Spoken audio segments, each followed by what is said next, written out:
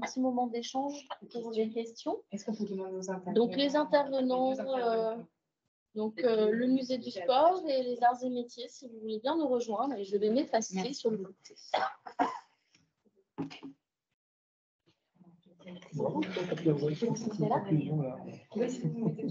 Ça, je l'avais entendu.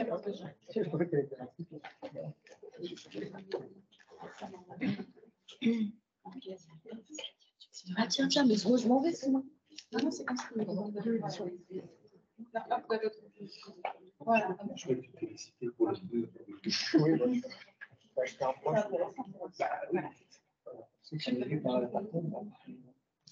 du coup, peut-être s'il y a des questions, est-ce qu'il y a une question dans la salle? On commence tout de suite par les questions via le chat. Il y a une question. Une question, c'était sur sur différentes œuvres, là, et la combinaison de plongée, puis au musée du sport aussi, il y avait cette problématique du mannequin, en fait, là, pour maintenir, en fait, pour garder la forme, en fait, de la pièce. Et vous n'utilisez pas des structures qui pourraient être gonflables, justement, pour permettre de se dégonfler et de se regonfler, en fait, pour maintenir une forme avec une certaine tenue. Non. Je plaisante, enfin je rigole, je me permets de répondre parce qu'en fait le problème c'est qu'on les restaure les gonflables maintenant. Dans les collections de musées, on a beaucoup d'objets gonflés et ils ne se conservent pas très bien. Donc on n'est pas très tenté pour les utiliser en support dans les musées. Parce que pour l'instant, que ce soit des PVC ou des matériaux plus contemporains, type élastomère ou même certains TPE qu'on pourrait être tenté d'utiliser, on se rend compte que leur vieillissement n'est pas suffisamment durable pour être utilisé dans un musée. Ou alors, il faudrait que ce soit pour une exposition très temporaire. Oui, parce que ça peut être changé.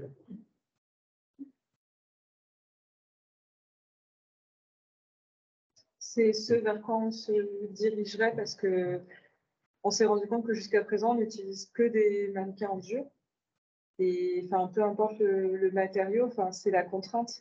C'est l'extension de la tenue en néoprène qui est le plus gros facteur de risque, en tout cas pour ces collections-là. Alors, on a pris le risque et là, on le regrette parce que, enfin, on attend juste le feu vert pour savoir si on est mannequin ou pas. Mais je pense qu'on va demander à un restaurateur d'être avec nous le jour J parce que même si c'est des tenues très récentes, on se dit qu'en fait, un accident est vite arrivé et qu'on va apprendre de nos erreurs nécessairement. Soit ça se passera très bien, soit il y aura un accident, mais ça nous permettra au moins d'aller peut-être vers ce type de forme ou ce que nous a expliqué aussi, j'ai mangé son nom, pardon, Monsieur Duboisset. François Duboisset. Parce que là, pour le coup, ce serait beaucoup plus facile d'insérer avec une forme et des billes qui glissent toutes seules. J'avais juste une remarque par rapport à ce que vous dites. Pour moi, c'est pas parce que ce sont des matériaux contemporains qu'on ne peut pas aller chercher ce qui est fait ou ce qui existe dans les autres spécialités de conservation, restauration pour adapter. Et je pense qu'en textile, ils ont des matériaux qui ne supportent pas la déformation, qui ont besoin de soutien et ils ont réussi à trouver des solutions de mannequinage adaptées et compatibles. Et je pense qu'il ne faut pas garder, enfin, il faut garder, et c'est la même chose pour les thésaurus, parce que c'est vrai que c'est compliqué cette histoire du thésaurus, mais elle existe pour tous les matériaux en fait. Et je pense qu'il faut toujours faire une distinction entre les thésaurus qui sont réalisés par les scientifiques et qui ont et garder en tête quel est notre objectif dans ce thésaurus. Est-ce que c'est de rendre compte et d'avoir une gestion organisée de la collection, ou est-ce que c'est de rendre compte de la composition réelle de ces objets? Je pense qu'il faut le garder en tête aussi quand on construit un thésaurus, de garder une ligne globale qui permet d'identifier les collections qui vont poser problème ou qui vont avoir des besoins spécifiques avant d'aller chercher à identifier une composition la plus juste possible. Donc justement, dans le chat, il y a une remarque sur cette question, sur l'aspect des thésaurus. Donc, on peut, alors, remarque, question, on va dire, on peut classer les polymères artificiels et synthétiques selon différents critères, famille chimique, propriétés physico-chimiques. Quelle partie allez-vous prendre pour la refonte de votre thésaurus, sachant par exemple qu'on peut retrouver le polyuréthane dans la classe des thermoplastiques, des thermodurcissables, des élastomères synthétiques. Comme quoi la question de la classification n'est pas très simple. Donc ça rejoint un petit peu. Oui. d'autant plus que, apparemment, dans notre base de données, c'est TMS. Et on s'est déjà rendu compte qu'effectivement, on ne pouvait pas mettre 2 fois le même mot. Par exemple, on a déjà mis caoutchouc naturel et caoutchouc synthétique, parce qu'on ne peut pas mettre 2 fois le même mot caoutchouc à 2 endroits différents. Donc là, ça pose encore plus de problèmes. Alors, l'intérêt pour nous du thésaurus, c'est parce que si les mots ne sont pas enregistrés par le thésaurus, on a du mal à faire des recherches, soit des étudiants, des chercheurs. Si on écrit juste dans le champ matériaux à la main, c'est plus difficile de faire des recherches, trouver des matériaux qui intéresseraient les chercheurs. C'est pour ça qu'on essaie de vraiment enregistrer avec le thésaurus. Et c'est vrai qu'on a aussi plein d'élastomères et de plastiques qui n'ont pas été enregistrés dans le thésaurus. Et qui ont juste été écrits à la main. Donc on a les deux. J'avais justement une remarque et une question sur la question, c'est sur le thésaurus. Oui. Vous mélangez en fait un terme de langage courant, caoutchouc naturel, qui est un terme de langage courant, et donc vraiment pour l'isoprène naturel, pour l'isoprène synthétique, que vous utilisez pour les autres, SBR, etc. Vous êtes bien resté sur l'aspect chimique. Donc c'est vrai qu'il y avait cette double, et qui peut créer effectivement le fait que vous ayez le mot caoutchouc que vous retrouviez par ailleurs, et peut-être qu'en vous disant que vous êtes sur la racine vraiment du produit chimique, au lieu de l'isoprène, c'est plus précis.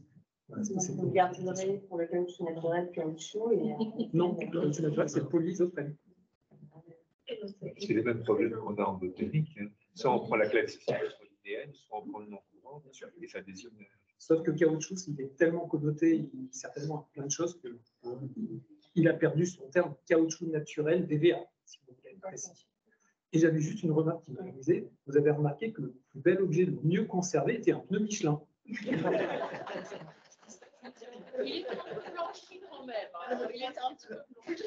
Vous n'avez pas conflit d'intérêt. Par contre, on a vu que Michelin était très recyclé. Oui, bien sûr. Et accessoirement, c'est quelque chose qui est aussi très porté par plein d'artistes et aujourd'hui aussi d'artisans. Cet artisanat qu'on a vu en Afrique, il est aussi utilisé aujourd'hui dans des voies de recyclage du pneumatique. Pour la combustion en collier, c'est la même chose. Il y a une autre question dans le public, mais juste une petite réaction justement, puisque vous parliez des choses qui vous ont marqué. Moi, dans votre présentation, Thésaurus, il y a quelque chose qui m'a marqué, parce que pour moi, un élastomère synthétique, c'est aussi la chimie du carbone, donc c'est aussi un matériau organique. Alors, en fait, on vous a présenté notre situation. Oui, mais ça m'a interpellée parce que je pense qu'il y a en fait, c'est plutôt que ça m'a interpellée dans le sens où il y a une idée, peut-être un peu comme le terme caoutchouc, un peu vulgarisé, du synthétique d'un côté et organique. Il y a un petit côté impropre et un sale. Ça me questionne. Je pense que en fait, pas vraiment ça, c'est-à-dire que voilà, c'est ce qu'on a trouvé en arrivant nous au musée. Pour l'instant, c'est comme ça, mais personne ne travaille vraiment. Alors, il y a d'autres thésaurus qui ont déjà été réfléchis sur ces questions-là en interne, mais n'hésitez pas à aller voir d'autres institutions qui ont déjà réfléchi sur ces thésaurus et qui ont effectivement une approche, comme le disait Jeanne tout à l'heure, qui sera plus dans l'usage. Qu'est-ce qui vous est utile en termes de conservation? Finalement, ce n'est pas forcément de savoir si c'est un polysoprène naturel ou un polysoprène synthétique. Ça va plutôt être de le classer dans une famille de sensibilité et donc de warning en tant que gestionnaire.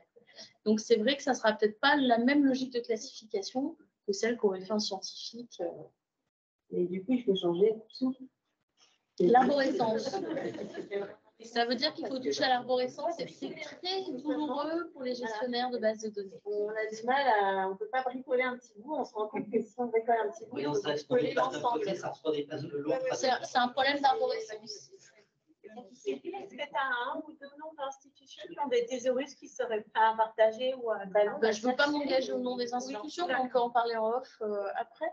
Gilles Baraban, vous aviez une question? C'était juste pour parler c'est une remarque par rapport à ce qu'on disait. C'est vrai que caoutchouc naturel, le caoutchouc, c'est polyméprène, mais par rapport au fait à Thésaurus, par rapport à un usage précis, et si les gens ne comprennent même pas ce que c'est du polyisoprène en interrogeant la base, ça ne sert pas à grand-chose non plus. Voilà.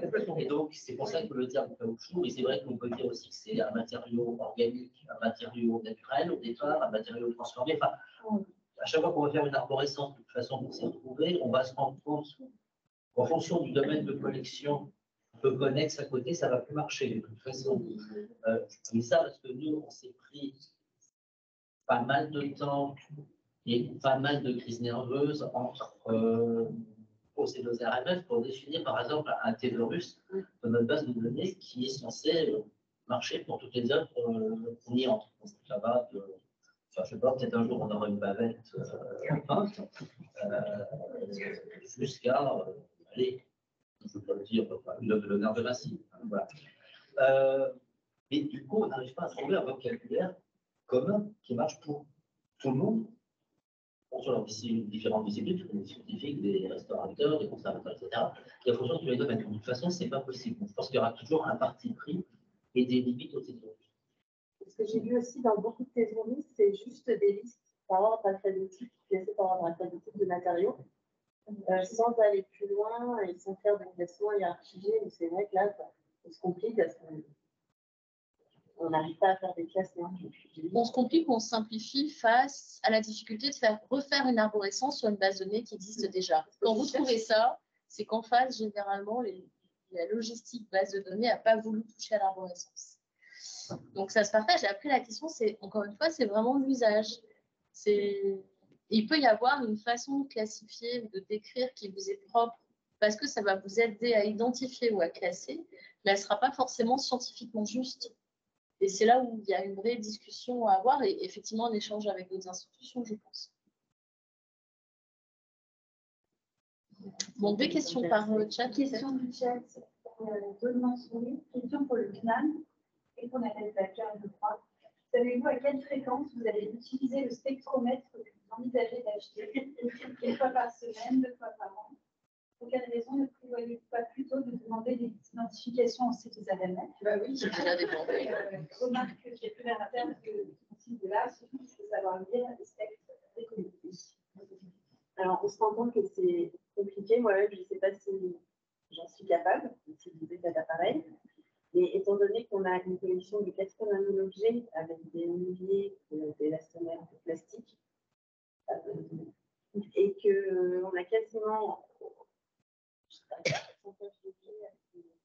l'élastomère et des plastiques identifiés réellement, on se disait que ça pouvait être une idée, parce que sinon il allait falloir qu'on demande au CDRMF et à Nathalie Balcard de venir passer des journées entières à faire des identifications et que ça allait peut-être être compliqué. Et alors, l'idée vient de moi.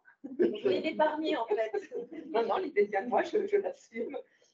Donc, il y a une seule Nathalie Balcard actuellement. Il n'y a qu'une seule Nathalie Balcard, la mieux d'ailleurs.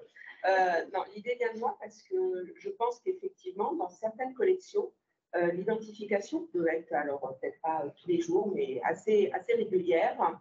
Le spectre infrarouge est un équipement qui se manipule quand même assez simplement. L'idée, c'est pas de leur dire vous achetez le spectre ou infrarouge qui est merdé.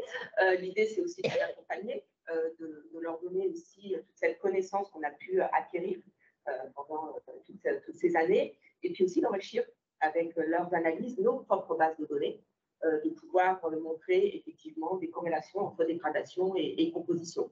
Donc en fait, je dirais que c'est plutôt un outil collaboratif. L'idée, c'était plutôt d'en faire un outil collaboratif. Et c'était aussi alors éventuellement envisagé d'avoir un équipement qui pourrait être partagé par plusieurs institutions. C'est un équipement qui fait 4 kilos largement de portée. Et on pourrait envisager d'avoir la même chose, mais pour des gens en indépendant qui nous partageraient avec toi? On pourrait. Et sachant que, comme pardon, moi, une fois, j'interviens, sachant que, comme ça a été dit ce matin, une analyse physico-chimique, on n'est pas dans les experts. Une analyse, ça ne sort pas un résultat comme ça, et il y a toute l'interprétation des résultats derrière. Et c'est pour ça que Nathalie, en proposant cet achat, propose aussi une formation associée pour ne pas surinterpréter les résultats. Et la problématisation, éventuellement aussi, de pourquoi on fait une analyse qui est quand même aussi incroyable. Est-ce qu'il y a encore des questions? Peut-être juste une dernière pour pas qu'on se mette trop en retard sur la suite.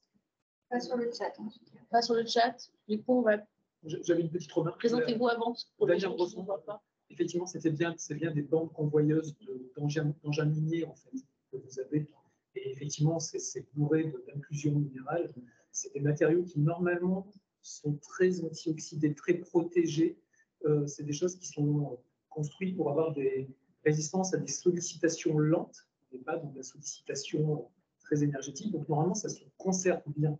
C'est fait pour bien se conserver. Par contre, ça va se rigidifier. Et ça va être effectivement la problématique et éventuellement la déformation. Il y a beaucoup de fibres textiles à l'intérieur. C'est elles qui vont évoluer différemment du mélange. C'est là où il y aura des difficultés. Sauf si ça fait du Michelin, évidemment. J'avais une mini remarque aussi, rapide. Je pense que vous envisagez peut-être de faire appel à un restaurateur dans le cadre de l'acquisition éventuelle de ces objets. Mais est-ce que vous envisagez aussi de faire appel à un socleur parce que je pense que ça relève aussi de ce type de problématique. Et ce qu'on trouve assez souvent, d'ailleurs, on a vu ça pas mal au cours de la journée, qu'il y a vraiment ces problématiques de présentation de ces objets. Et c'est vrai qu'il y a pas mal de socleurs ultra spécialisés, alors pas forcément en caoutchouc, mais dans des objets très, très, très fragiles.